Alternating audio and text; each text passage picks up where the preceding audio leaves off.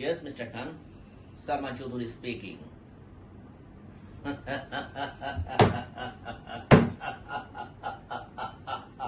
আরে মিস্টার খান, আমেরিকায় আপনারা খুব ভালো ব্যবসা করছেন, হ্যাঁ? আমাদেরও কিছু দেন, হ্যাঁ? সবাই মিলেমিশে খায়, হ্যাঁ? দেশটাকে তো আপনার একেবারে ডাস্টবিন বানিয়ে ফেলেছেন, হ্যাঁ? ওকে ওকে, ঠিক আছে, হ্যাঁ, সবাই মিলেমিশেই করি না, হ্যাঁ? ঠিক আছে, অসুবিধা নেই, ঠিক আছে। আমার ল্যাম্বরগিনি এখনো পাইনি কেন? Mister Khan, I will call you back, হ্যাঁ? তুমি আমার অফিসের, আমার ল্যাম্বরগিনি আমি অর্ডার দিয়েছিলাম, এখনো পাইনি কেন?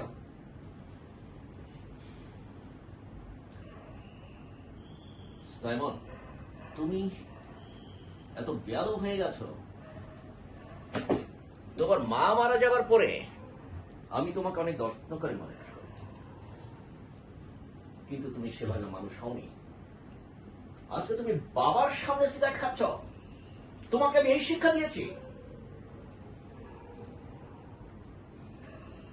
তোমাদেরকে আমি সঠিক শিক্ষায় শিক্ষিত করতে পারিনি, এটা আমার ব্যর্থতা। তুমি অনেক বেয়াদব হয়ে গেছো।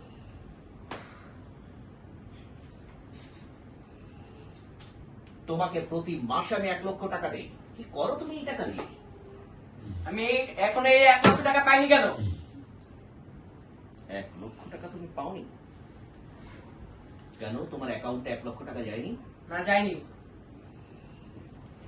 স্যার, বলো। লাস্ট ফিউ ইয়ার্স লেটার আমাদের ব্যাংক থেকে অনেক বেশি টাকা পাস হওয়ার কারণে আমরা নতুন একটা সিস্টেম লঞ্চ করতেছি। তো what do say? System launch করে অসুবিধা নেই, কিন্তু ওর অ্যাকাউন্টে 1 লক্ষ টাকা যায়নি কেন? স্যার, নতুন সিস্টেমটার কারণে হয়তো বা এরকম কিছু সিনথিয়া, সমস্যা দেখা দিচ্ছে। এই কথা তো তুমি আগে বলনি। তোমাকে আমার জানানো উচিত ছিল। তোমার এমপ্লয়ি তোমাকে সম্মান দেয় না, আর আমার সম্মানের কথা বলে। সাইমন, তোমার সঙ্গে কথা বলতে আমার লজ্জা হয়। তুমি আমার অফিস লিভ করো, আর তোমার 1 লক্ষ টাকা পাঠাবার ব্যবস্থা আমি করছি। যাও।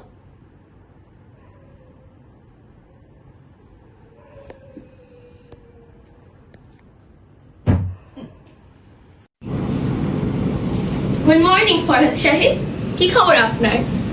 ভালো আছে? আপনি তো দিনে দিনে তা মন্টু স্যারকে সকালের ওষুধ দিয়েছো? জি। দেখি, জি স্যার ভালো হয়ে যাচ্ছে। Doctor, good morning sir. Very good morning. কেমন আছেন আপনি? আলহামদুলিল্লাহ ভালো আছে। ডক্টর, কি অবস্থা আপনার পেশেন্টের? জি, সে প্রোগ্রেস করছে ভালো। নাইস। আমি ওর সঙ্গে একটু কথা বলতে পারি ডক্টর? জি অবশ্যই। Thank you. এমন করছেন কেন শাহিদ? কি হয়েছে আপনার? মন্টু, ফরহাদ সাহেবকে জলদি ডোজটা দিয়ে দাও। আমি ওর সঙ্গে কথা বলি ডক্টর? জি অবশ্যই। Thank you doctor.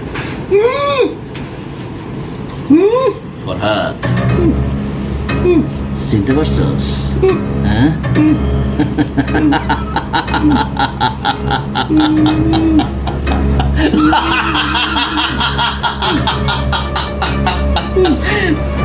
তুই আমার চিনতে পারছিস? 14 বছর আগের সেই কাহিনী।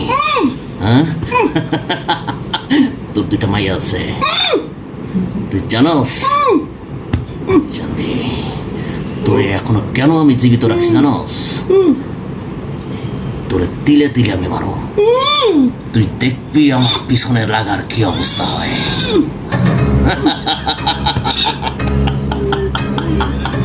মন্টু, ইঞ্জেকশন দিয়ে দিস, ঠিক আছে? পকেট তো টাকা দিয়ে দিলে ভালোইছিস, অসুবিধা নেই। বলে ধীরে ধীরে মেনে ফেলাবি। আমি যখন যা বলো তুই তাই করবি, পারবি তো? যা।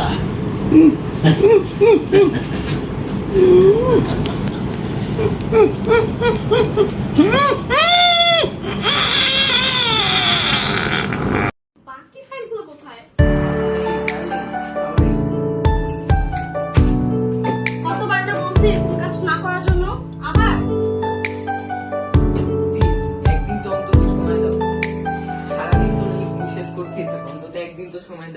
তোমার? কতবার বললাম না যে আমি একদিন। এঙ্গেজ? কথা কানা যায় না? তো আমার যায় আসে না, অন্তত একদিনে চলো, আমার তো যায় ডেটে না, যাই, তোমার যায় না আসলে তো আমার তো হোটেল যায় আসে রেস্টুরেন্টে না। যাই প্লিজ, একদিন অন্তত আমি পারবো না। প্লিজ, একদিন।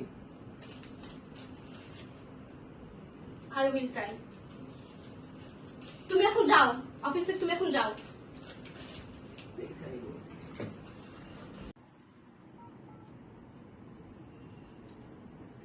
হ্যালো হ্যালো আরিয়ান, দিন দিন আমি আর পারতেছি না সাইমনের যন্ত্রণায়। তোমাকে তো আমি সবগুলো ফাইল দিয়েই দিচ্ছি কেসটা সলিউশন করার জন্য, তুমি তাও কেসটা সলিউশন করতে পারতেছো না। আর যদি কোনো হেল্প লাগে তুমি ঈশাকে বলো, যত তাড়াতাড়ি সম্ভব কেসটা সর্ট আউট করো। আমি আর পারতেছি না। কাম ডাউন সিনথিয়া। হ্যাঁ, আমার কাছেই সব এভিডেন্স গুলো আছে। হ্যাঁ, কিছুদিনের মধ্যে ঈশা প্রেস কনফারেন্স আয়োজিত করবে। হ্যাঁ, বাকিটা আমি দেখতেছি। ওকে। বিখ্যাত শিল্পপতি সালমান চৌধুরী সম্পর্কে আপনারা কি জানেন? সে মহৎ এবং সবচেয়ে ভালো ব্যক্তি, কিন্তু সম্পূর্ণ ভুল। আপনারা যারা জানেন তার সম্পূর্ণ ভুল, কারণ সে একজন অনৈতিক শিল্পপতি। তার বাহিরের দেশ ম্যাম, কিন্তু আপনার কাছে কি এভিডেন্স আছে? তাই তো প্রকাশ করতে এখানে এসেছি। জি জি। তার যে কি পরিমাণ সম্পদ আছে, দেশের কথা বাইরের দেশের কথা বাদ দিন, দেশের কথা চিন্তা করলে আমরা দেখতে পাই গুলশান, বনানী এবং ধানমন্ডি সহ আরো বিভিন্ন জায়গায় তার দামি দামি। কিন্তু ম্যাম, সে তো একজন সাকসেসফুল বিজনেসম্যান এন্ড হ্যাঁ। তার লাইফ স্টোরিজ আমরা সবাই জানি। হ্যাঁ, সেটা But- খুব হার্ড ওয়ার্কিং করে আজকে এই পর্যায়ে এসেছে, হ্যাঁ। তাই না? তো হচ্ছে আপনার কাছে এটার কি প্রমাণ আছে? আপনার কথার ভিত্তিতে কেন আমরা বিশ্বাস করবো এটা? সত্যি বলতে কি, উনি আজ যেখানে দাঁড়িয়ে আছে সেই জায়গাটা আসলে পাওয়ার কথা ছিল ফারহাদ রহমানের, কারণ সে একজন ভালো সফল এবং ব্যক্তিত্ববান ব্যক্তি। কিন্তু কিন্তু তার- আমরা তো জানি যে তারা খুব ভালো বন্ধু ছিল এবং হ্যাঁ। এখনো তাদের বন্ধুত্ব অটল রয়েছে। সেই বন্ধুত্ব পিছনেই তো লুকিয়ে আছে আসল সত্য। সেই ফরহাদ রহমানকে আঘাত করে এবং মারার চেষ্টা করে সালমান চৌধুরী আজ এই পর্যায়ে এসেছে। আপনি এত বড় একটা এভিডেন্স এনেছেন, কিন্তু আপনি এখনো কোনো প্রুফ দেখাতে পারছেন না।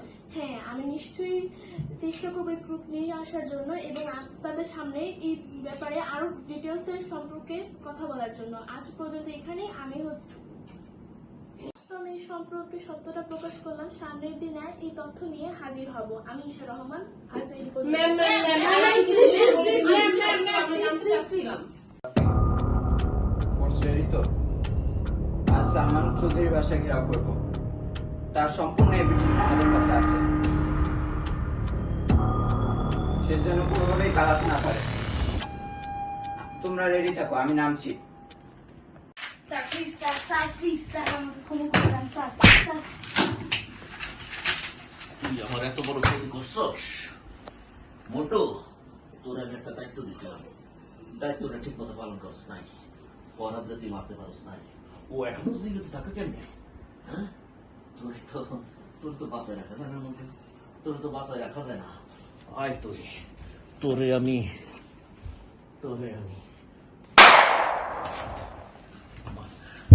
আমরা এই দেশ ছাড়তে দেবো, আমাদের দেশগুলো দেশ ছাড়তে দেব। পুলিশের সব জায়গায় গেছে, পুলিশের সব জায়গায় গেছে। কই যাইতেছো? সালমান, আমার হাতে সময় খুব কম, আমার ট্রেনের টিকিট কাটা আছে, আমি চলে যাইতেছি। ঠিক আছে? সম্পত্তি? সম্পত্তির চিন্তা এখন করিস না। সম্পত্তি ছাড়া তো কিছু হইব না বাবা। সাইমন, তুই পরিস্থিতিটা বোঝার চেষ্টা কর। পরিস্থিতি যে আমার কোনো কাম নাই, আমার শুধু সম্পত্তি লাগবো। এসা ওরা দুই বোন মিলে আমার সব ফাঁস করে দিছে। বাপ, পুলিশ আমারে খুঁজতেছে। আমরা যাইতে দে বাপ, আমার প্লেনের টিকিট কাটা আছে। তুমি যাও বা না যাও আমার দরকার নাই। তুমি এই সারা জীবন অবৈধ কাম করছো, অবৈধ টাকা কামাইছে, দিয়ে আমার দরকার নাই। আমার লাগবে টাকা। বস, কোনটা অবৈধ কোনটা অবৈধ আমার লাগবে না। বাপ সাংবাদিক সম্মেলন হয়েছে, এসা ওরা দুই বোন মিলে আমার সব ফাঁস করে দিছে। আমার অবস্থা খুব খারাপ। তুই আমার লাগবে, আমার টাকা লাগবে, বোঝার চেষ্টা কর বাপ, তুই বোঝার চেষ্টা আমার কর। টাকা লাগবে, বোঝার চেষ্টা কর। আমার টাকা লাগবে। বাপ বাপ বাপ বাপ প্লিজ আমার টাকা লাগবে, তুমি বুঝতেছো না কেন? আমারে চাইতে দে বাপ আমার আমার টাকা লাগবে, আমার টাকা লাগবে। পুলিশ আমারে খুঁজতাছে, তোর বাপরে খুঁজতাছে। আমার দরকার নাই।